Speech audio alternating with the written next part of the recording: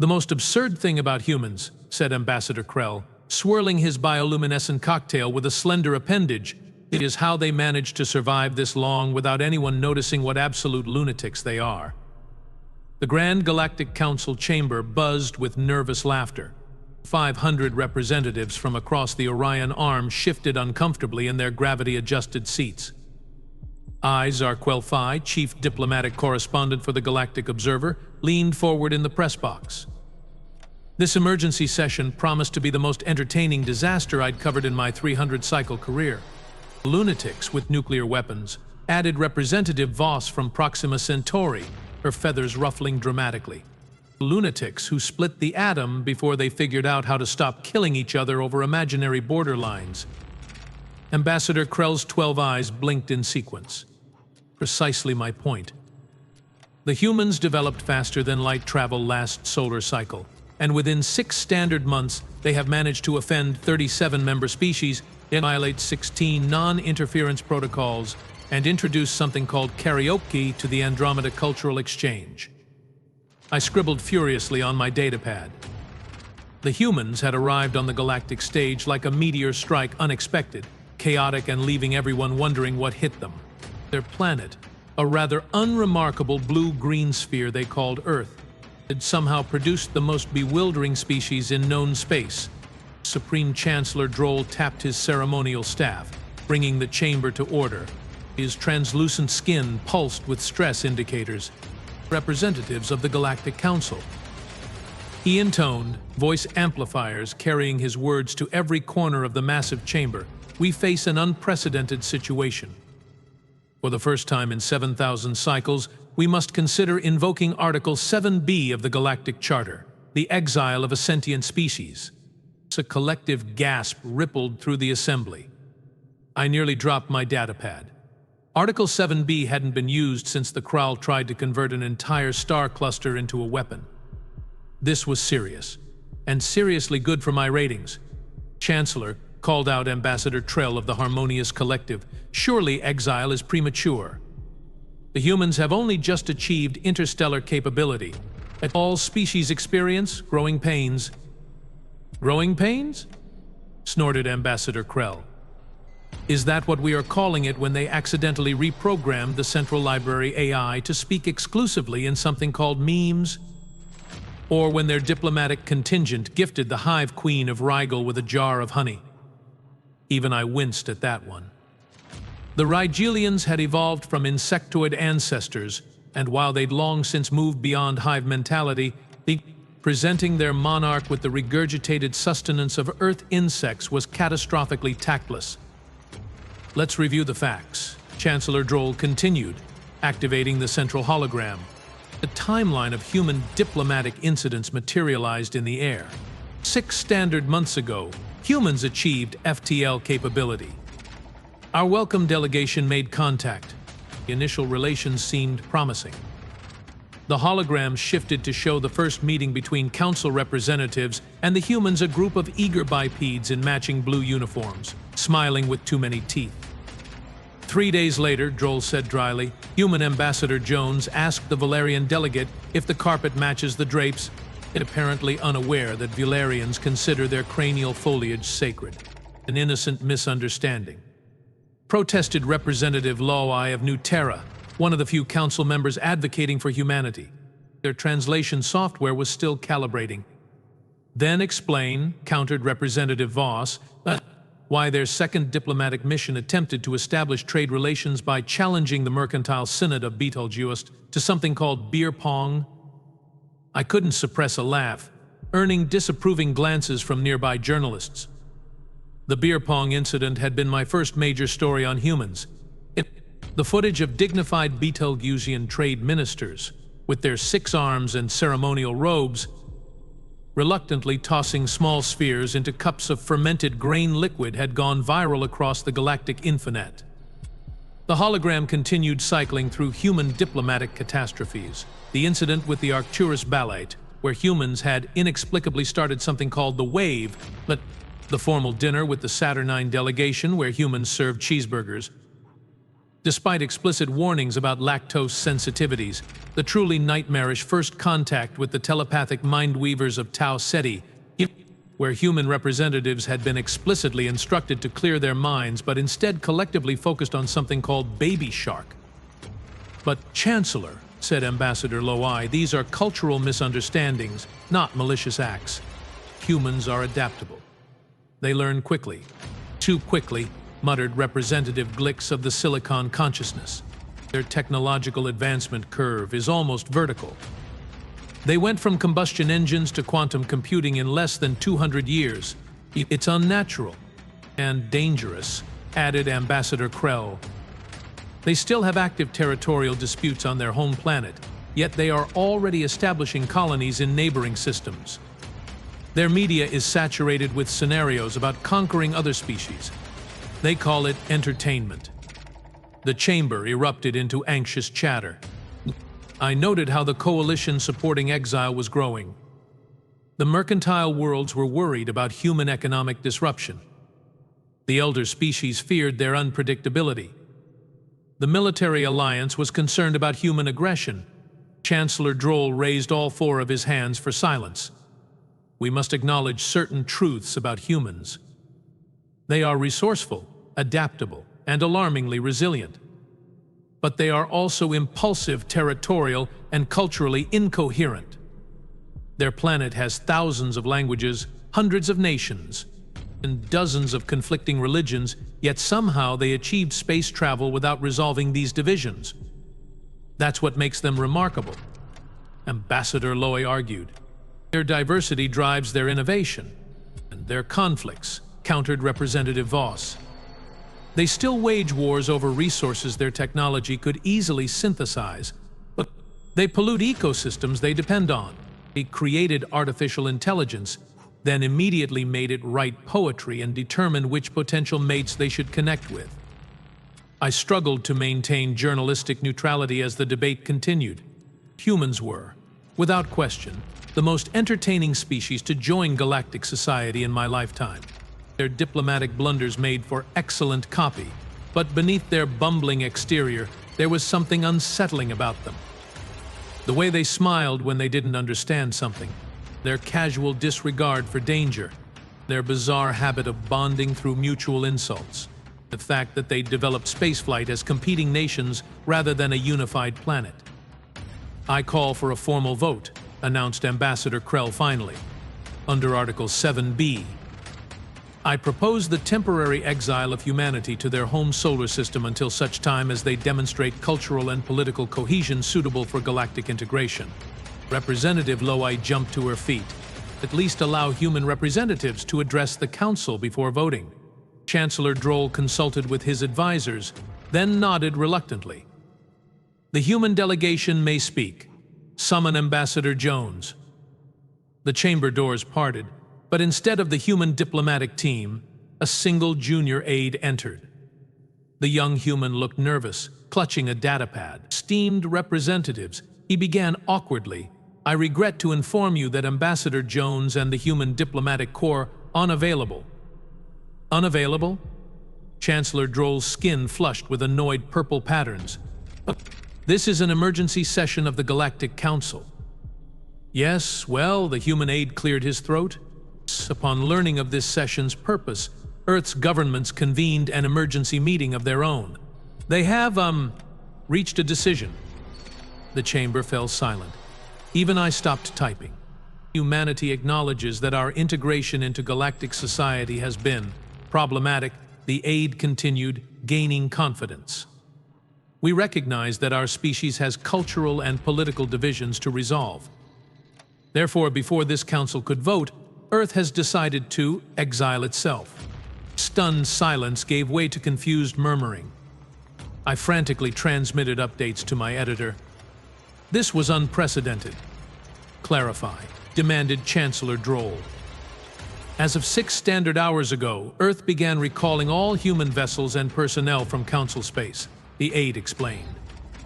"We are withdrawing completely to our solar system, effective immediately. No exile vote necessary." Ambassador Krell's appendages twitched in confusion. They are grounding themselves? Voluntarily? Yes, said the aide. Ambassador Jones asked me to deliver this message. If we are not welcome at the party, we won't crash it. We will have our own party, with blackjack and hookers. The aide winced. I apologize. He insisted I quote verbatim.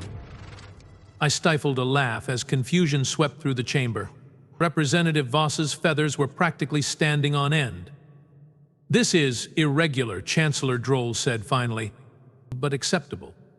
How long does humanity anticipate this self-exile will last? The human aide smiled, that unsettling human smile that never quite reached the eyes. Ambassador Jones said to tell you, check back in 50 years. Things will be different. With that cryptic statement, the aide bowed and departed, leaving 500 of the galaxy's most powerful beings staring at each other in bewilderment. Well, said Ambassador Krell after a long moment, that was unexpectedly reasonable of them. But something in the human smile had unsettled me. I'd spent enough time studying humans to recognize that particular expression. It wasn't submission or acceptance. It was what humans called a poker face. As the council adjourned in confused relief, I couldn't shake the feeling that humanity's rapid acquiescence wasn't surrender at all. It was strategic withdrawal. And as a journalist who'd covered galactic politics for 3 centuries, I knew one thing with absolute certainty. When someone leaves a negotiation smiling after apparently losing everything, it means they know something you don't. Humanity had just been effectively banished from galactic society, and they seemed perfectly fine with it. That should have worried the Council far more than any diplomatic faux pas. I sent my final update to my editor. Humans accept self-exile without protest. Galaxy breathes sigh of relief. This reporter wonders if we will regret it. Little did I know how prophetic those words would prove to be. 50 years. That's how long the humans promised to stay away.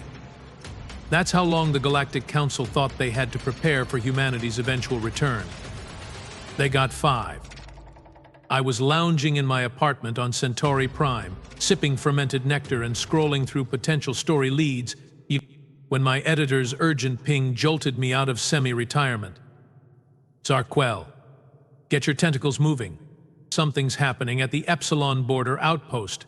Massive energy signatures approaching from Earth's direction. Council's scrambling emergency session. I need you there yesterday.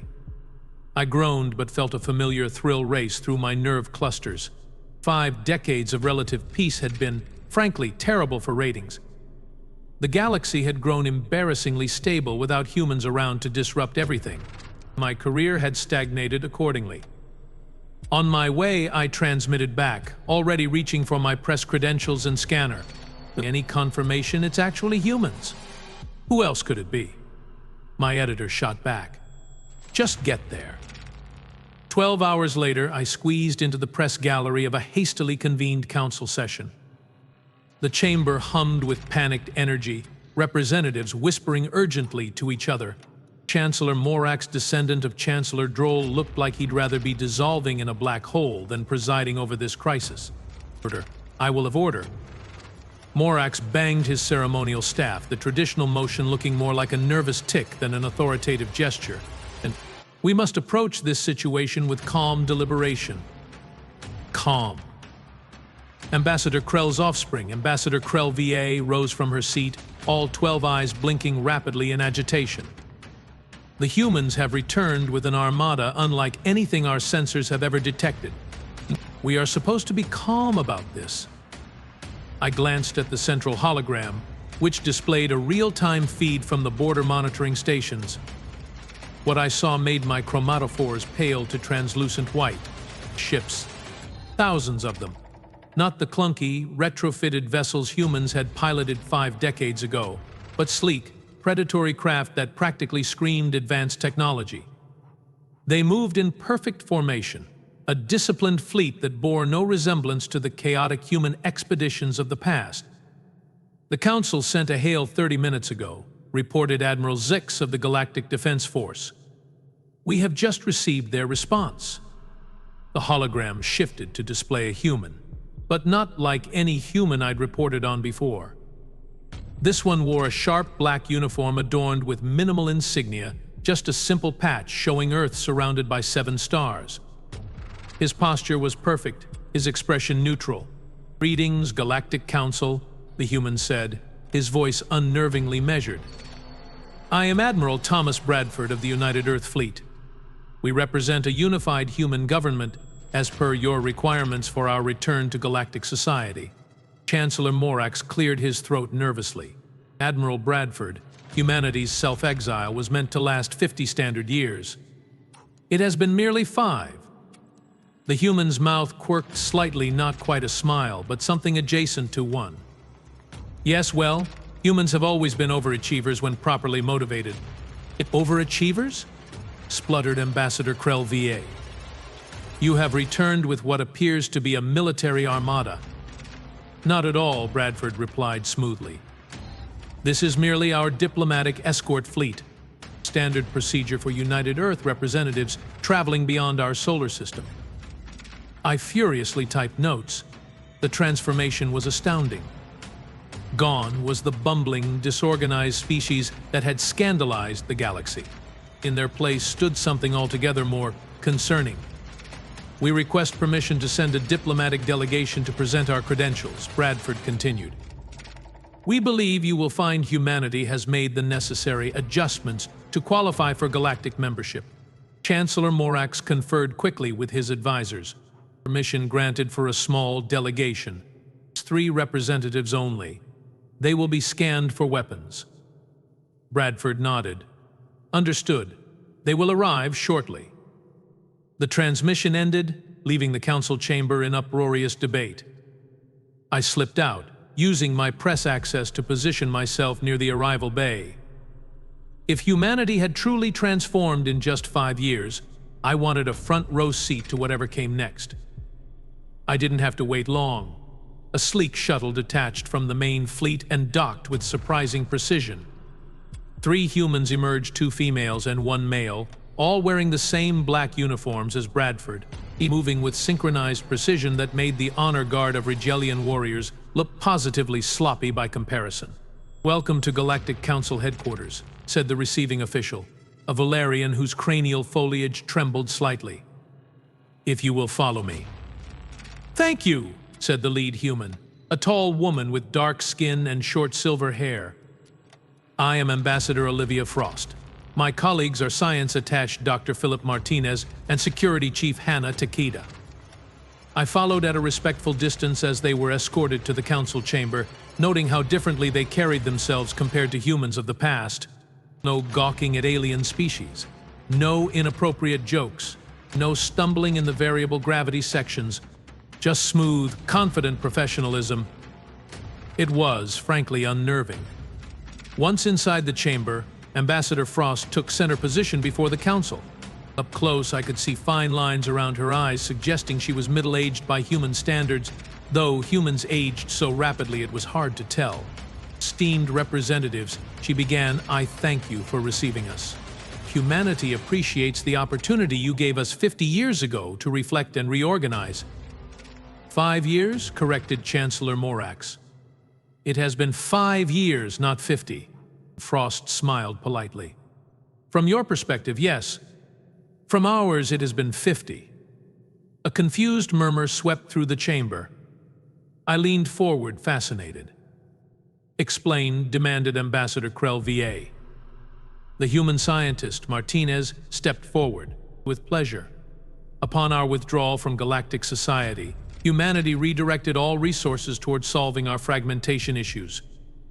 We achieved planetary unification within 6 months. Nothing motivates humans like external pressure. I nearly dropped my datapad. 6 months to unify a planet that had been fractured for millennia? Once unified," Martinez continued, "we recognized that 5 years would be insufficient to reach the developmental benchmarks required for galactic reintegration. So we adjusted our temporal frame of reference." "Meaning?" Chancellor Morax looked lost. "We accelerated certain key Earth orbits using gravitational manipulation," Martinez said casually, as though discussing the weather. We experienced 50 years of development, while the galaxy experienced 5. Relatively simple space-time manipulation. The chamber erupted. Several representatives shouted about laws of physics. Others demanded technical specifications. A few simply stared in horror. "You altered your planet's orbit?" asked Representative Voss's descendant, her feathers molting in distress. "That's impossible." "Not impossible," Martinez replied. "Just extremely difficult and inadvisable for most species. Fortunately, humans excel at attempting inadvisable things." Ambassador Frost raised a hand, silencing her colleague. "The technical details are available in our Reed mission petition. The relevant point is that humanity has spent 50 subjective years meeting and exceeding the Council's requirements. We have unified our planet, resolved our internal conflicts, and advanced our technology to appropriate levels. While developing apparent military capabilities," noted Admiral Zex, eyeing the third human suspiciously. Security Chief Takeda spoke for the first time, her voice surprisingly gentle. "The United Earth Defense Force exists primarily for protection against natural threats, asteroids, solar flares, hostile environmental phenomena.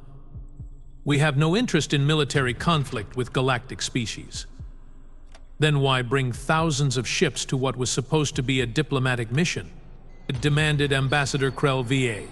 Frost smiled that unsettling human smile. "The insurance." The chamber fell silent. 50 years ago. Frost continued, "This council was prepared to exile humanity without proper consideration of our potential.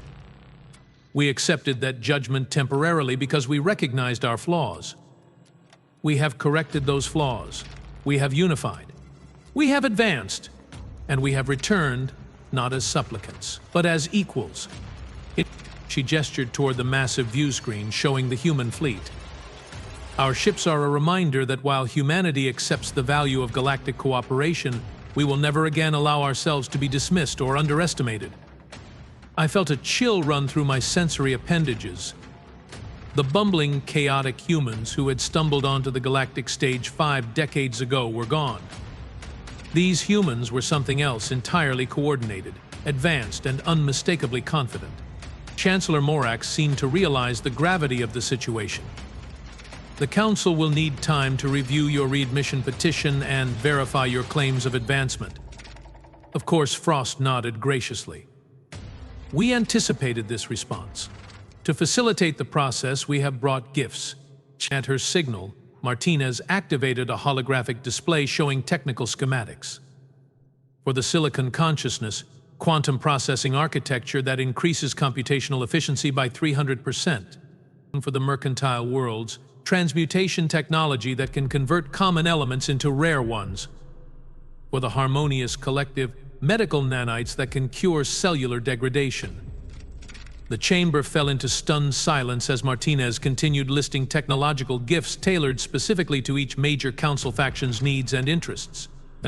These weren't trinkets or curiosities, they were revolutionary advancements that some species had been researching for centuries without success. Additionally, Frost added calmly, "We have solved the Andromeda gravitational anomaly that has threatened this sector for the past 300 years. Our fleet neutralized it en route. Consider it a gesture of goodwill." I typed so frantically I nearly broke my datapad. The Andromeda anomaly had been slowly destabilizing regional space for centuries, with the Council's best scientists predicting catastrophic failure within the next 50 years. The humans had apparently fixed it as an afterthought. "These gifts," Chancellor Morax said carefully, "are extremely generous. The Council will need to evaluate them thoroughly." "Naturally," Frost replied. "We understand caution. Take all the time you need within reason. Our fleet will remain at the border as a diplomatic presence while you deliberate." The unspoken threat hung in the air. The humans weren't asking for readmission anymore. They were notifying the Council it was happening. "There is one additional matter," Frost added. "We request the immediate cessation of all covert observation of Earth and human colonies." Admiral Zix shifted uncomfortably. "I'm not aware of any such." "Please," Frost interrupted, her smile never wavering. We detected your monitoring satellites 3 years ago, our years, not yours. We left them intact as a courtesy, but that courtesy has expired. Chief Taktita has provided a detailed list to your security personnel. As the council members exchanged alarmed glances, I realized the humans had been playing a much longer game than anyone had suspected. They hadn't just been preparing to rejoin galactic society, they'd been preparing to reshape it. "We will withdraw to allow your deliberations," Frost said, bowing slightly. "My team will remain on station to answer any questions. We look forward to a productive relationship with the Galactic Council." As the human delegation departed, the chamber erupted into chaos. Species that had been political enemies for millennia huddled together, whispering urgently. Military representatives conferred with economic advisors.